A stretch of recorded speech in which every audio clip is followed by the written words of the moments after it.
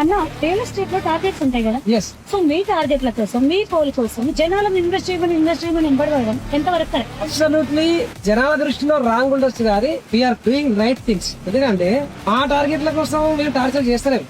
మీ భవిష్యత్తులో మీ ఫ్యామిలీకి మీరు ఒక టార్చ్ లైట్ లా ఉండాలనే ఉద్దేశంతో మేము మీ వెంట పడతాం.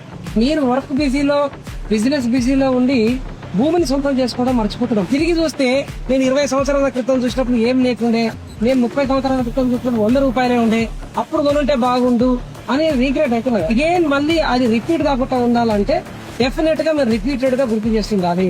సో అందుకు మా వర్క్ చేస్తున్నాం తప్ప మేము ఎవరిని టార్చర్ పెట్టడానికి కాదు, మేము ఎవరిని ఇబ్బంది పెట్టడానికి కాదు, మీ ఇన్కమ్ ని క్రియేట్ చేయడానికి. ఎందుకంటే మనం భారతదేశం విడిచిపెట్టి మిగతా దేశాల్లో వర్క్ చేస్తున్న ఎన్ఆర్ఐలు అందరికీ కూడా నేను చెప్పేది ఒకటే, మీరు మీ ఫ్యామిలీని సాక్రిఫైస్ చేసి, ఇష్టాన్ని సాక్రిఫైస్ చేసి, మీకు కావాల్సిన అన్ని కూడా సాక్రిఫైస్ చేసి మీరు వేరే దేశంలో డబ్బు కోసం పనిచేస్తారు. మీకోసం డబ్బు పనిచేయాలి అంటే డెఫినెట్ గా real estate is only the ultimate for everybody. Final గా నేను ఒకటే చెప్పాలనుకుంటున్నా, అంటే మనము చేసేది టార్చర్ కాదు, వాళ్ళు నిజంగా చెప్పేది రియల్ ఎస్టేట్ గురించి అర్థం చేసుకోగలిగితే సక్సెస్ కి టర్నింగ్ పాయింట్ గా ఉండే అవకాశం ఉంటుంది.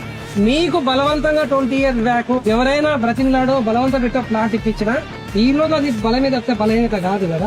సో ఇప్పుడు నేను బలవంతం పెట్టి బ్యాంక్ ఫండింగ్స్ ఉన్నాయి, లోన్స్ ఉన్నాయని చెప్పి మీకు ప్లాట్ ఇప్పించినా కానీ మీరు మళ్ళీ ఇండియాకి వచ్చేసరికి డెఫినెట్ గా 10 times అప్రిషియేట్ అయితే మీ దృష్టిలో నేను కూడా భగవంతుడే.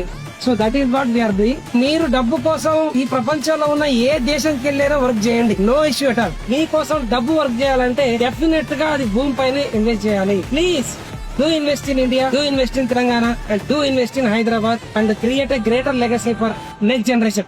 Good luck.